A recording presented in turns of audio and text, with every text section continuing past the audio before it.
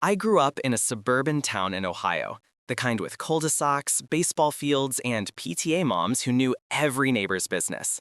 From the outside, my family looked picture perfect.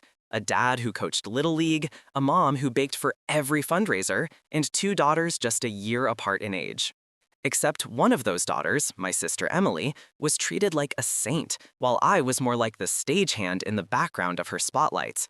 Emily was born with a head full of blonde curls and a smile that could melt strangers on sight.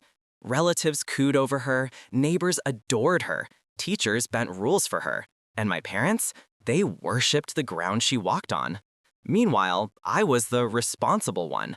I did my chores, got decent grades, never caused trouble. But in my house, good behavior wasn't rewarded. It was expected and invisible. I remember one birthday when I turned 10. I got a store-brand art set and a vanilla cake from the supermarket. Emily, who was 11, got a backyard bounce house, a magician, and a Barbie dream house on my birthday. My mom's excuse? It was easier to celebrate both of you at once, honey. Except the theme was pink unicorns, Emily's favorite, and my name was barely scribbled in icing on the corner of the cake. It became a pattern. Emily's interests defined our family. If she wanted dance classes, we all spent Saturdays driving her to competitions. If she wanted a dog, we adopted one even though I was allergic. When I protested, my mom said, "Stop being dramatic. Your sister's happiness matters more right now." By high school, Emily had perfected her role as the golden child. She was head cheerleader, homecoming queen, the girl who posted Instagram stories of pumpkin spice lattes before anyone else. I, on the other hand, worked part-time at the library and hid in the corner of the cafeteria with my one true friend, Dana. The cruelest part was how Emily used her pedestal. She wasn't just adored, she weaponized that adoration. She spread rumors about me being weird or antisocial, knowing people would believe her. Once, she convinced half the school I stuffed my bra. When I confronted her, she laughed and said, "Relax, people only care because it's funny." At home, my parents brushed it off. Sisters tease each other, Dad said. You can't take things so personally. But deep down, I knew Emily's behavior wasn't harmless teasing. She liked watching me squirm. She liked knowing I had no defense, because in my family, her word always outweighed mine. I kept telling myself it would get better when we were adults, that once we had our own lives, Emily wouldn't be able to control the narrative anymore. I didn't realize back then how wrong I was. Because adulthood didn't weaken Emily's grip on the family, it made her power stronger. And eventually, it would take something huge, a family trip that turned into a nightmare for everyone to finally see the truth. High school was supposed to be a fresh start. At least that's what I told myself walking through the halls of our Ohio public school on my first day of freshman year. But of course, Emily had already paved the way. She was a sophomore then, captain of junior varsity cheer, friends with half the football team, and somehow on a first-name basis with every teacher. I was just Emily's little sister. That's how they introduced me during roll call. That's how kids in the cafeteria referred to me. I wasn't my own person. I was a shadow. Emily thrived on it. She'd wave at me in the halls, not with kindness, but with a smirk that said, "Don't forget where you stand." The first big incident happened at homecoming. I had borrowed a simple navy dress from a friend because my parents wouldn't spend money on something new for me. Emily, of course, had a custom-tailored gown, her nails professionally done, hair styled at a salon. Halfway through the night, someone spilled soda on me. Not just a splash, the whole cup. My dress was ruined, sticky, and clinging to me. The guy who accidentally bumped into me? Emily's quarterback crush. She laughed when she saw me running out of the gym in tears. Later, I overheard her bragging to her friends. I told him it would be hilarious. She'll survive. I didn't tell my parents that night. I already knew what they'd say. And sure enough, when word spread and I finally broke down at dinner, my dad sighed, "It was just an accident, honey. You always overreact."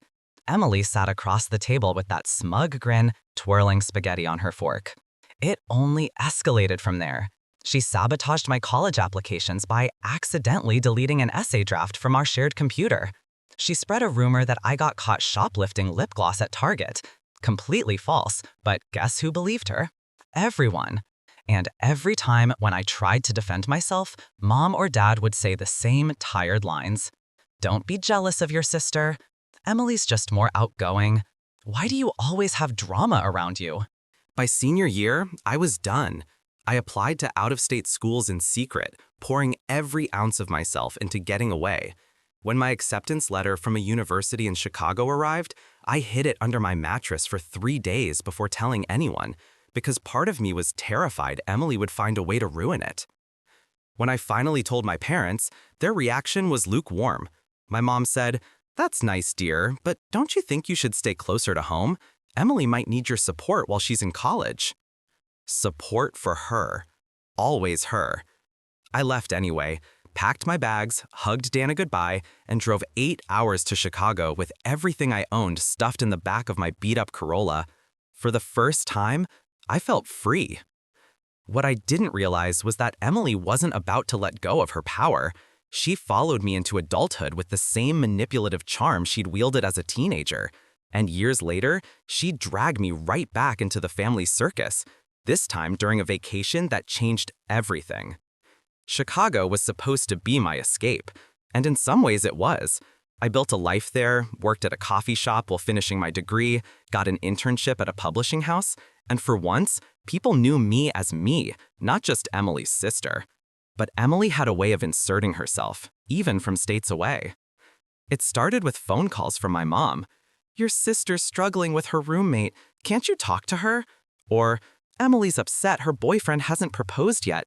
You should give her some advice. You've always been so sensible." I wanted to scream. Why am I her emotional babysitter? But if I pushed back, Mom's voice would harden.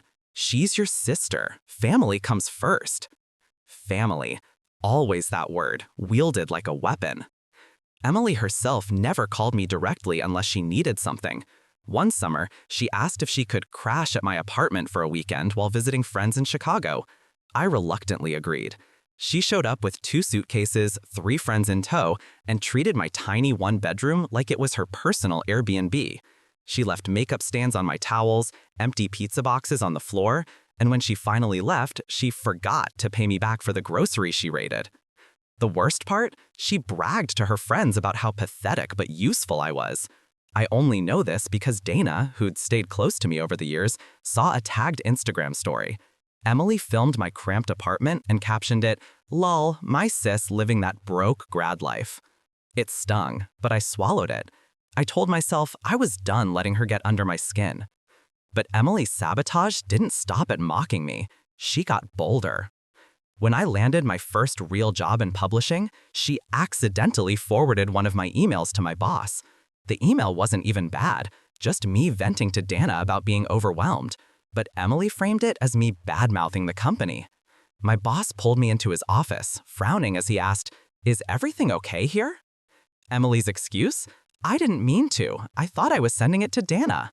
My parents? They brushed it off. "She didn't know, sweetheart. Don't be so hard on her." Every slip-up, every cruelty, every calculated move, excused, dismissed, erased. And then came the family vacation. It was my dad's idea. A week in Florida, all of us together, like old times. I hesitated immediately. The thought of 7 days trapped with Emily made my stomach churn. But Mom guilt-tripped me. "Your father's getting older. Who knows how many more family trips we'll have?" So I agreed. Against every shred of better judgment, I agreed. And that trip would change everything. Because for once, Emily's perfect mask would slip, and my parents, who had spent their entire lives dismissing me, would finally see what I'd been saying all along. The trip to Florida was supposed to be healing, at least according to my dad. He booked a condo near Clearwater Beach, big enough for all of us, Mom, Dad, Emily, her fiancé Ryan, and me. From the moment I arrived at the airport, I regretted it. Emily made a show of everything. She strutted into the terminal in oversized sunglasses, pulling Louis Vuitton luggage, while I dragged my scuffed Samsonite behind me. She gave me a hug that felt more like a performance for my parents, whispering just loud enough, "Cute bag, they still make those?" I clenched my teeth and told myself, 1 week, just 1 week. Day 1 set the tone. Emily claimed the master bedroom for herself and Ryan, even though my dad had originally said it was for him and Mom. My parents didn't protest. "It's fine, sweetheart, she needs the space," as if Emily were a delicate flower instead of a 30-year-old who never lifted a finger. I got the pull-out couch in the living room. Classic. It didn't take long for her antics to start. On the second night, we went to a seafood restaurant. I ordered grilled chicken because I've always hated fish. Emily smirked and said, loud enough for the waiter to hear, "Oh, come on, you're in Florida. Don't be such a picky eater like when you were a kid." Everyone chuckled, and I wanted to crawl under the table. Later at the beach, she accidentally kicked sand on my towel, soaking my book and phone. She laughed. "Oops, you always sit in the worst spot." My parents shrugged. "Don't overreact." But the cracks in her golden girl image were starting to show. One night, after too many margaritas, Emily picked a fight with Ryan. It started small. She complained about the way he drove the rental car, but by midnight, it was a full-blown screaming match on the condo balcony. Everyone heard it. "You're pathetic," she snapped at him. "I could have done so much better than you." Ryan stormed out, slamming the door. My parents sat frozen in the living room, unsure of what to say. I just sipped my water, a bitter part of me thinking, so this is what it takes for you to see her true colors? But the real explosion came 2 days later, during the dolphin watching cruise. Emily had been drinking since breakfast, bragging to strangers on the boat about her perfect life. At some point, she tried to climb onto the railing for a better selfie. The crew yelled at her to stop, but she just laughed, until she slipped. She didn't fall overboard, but she twisted her ankle badly enough that the boat had to turn back early. Families glared at us, kids crying about their ruined trip. Back on shore, Emily sobbed dramatically, accusing the crew of being hostile and Ryan of not catching her in time. But no one bought it. For the first time, I saw the looks on my parents' faces shift. Confusion, disappointment, maybe even shame. The golden child's halo was slipping. And I knew, deep down, the final blow was coming. By day 5 of the Florida trip, the atmosphere in the condo was tense. My parents walked on eggshells around Emily, Ryan was barely speaking to her, and I was secretly savoring every crack in her perfect facade. But the real disaster came at Dad's birthday dinner. That was the whole reason for this trip. He was turning 60, and Mom wanted a special family memory. She booked a fancy waterfront restaurant, the kind with white tablecloths and candlelight. From the start, Emily made it about herself. She complained that her ankle still hurt, demanded a seat with the best view, and made the waiter bring her 3 different martinis because each one was mixed wrong. When the food arrived, she poked at her lobster tail, wrinkling her nose. "This is disgusting. Ryan, switch plates with me." When he refused, she hissed under her breath, "Useless." I could see Dad's jaw tighten. He was trying so hard to keep things civil for his birthday, but Emily wasn't done. Then came the toast.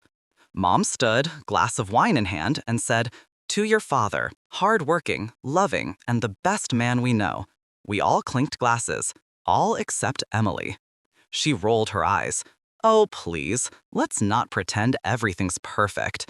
If Dad was such a great provider, maybe I wouldn't have had to struggle so much in my 20s. The table went silent. Even the couple at the table next to us glanced over. "Emily," Dad said sharply, "enough." But she wasn't finished. Fueled by vodka and years of entitlement, she leaned back in her chair and laughed bitterly. "You all think I have this perfect life, but maybe if someone had paid half as much attention to me as they did to her," she jabbed her manicured finger at me, "I wouldn't have ended up stuck with a fiancé who can't even keep me happy." Ryan shoved his chair back so hard it nearly toppled. "You know what, Emily? I'm done." He threw his napkin on the table and walked out. The restaurant buzzed with whispers. My mom looked pale, my dad furious.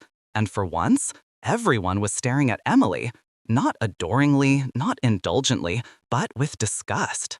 She tried to backpedal, tears streaming down her face. "Wait, Ryan, I didn't mean it like that." But it was too late. The damage was done. When we got back to the condo, Mom pulled me aside. Her voice trembled. We we didn't know. We thought she just needed more support, but she's cruel. I wanted to say, I've been telling you that my whole life.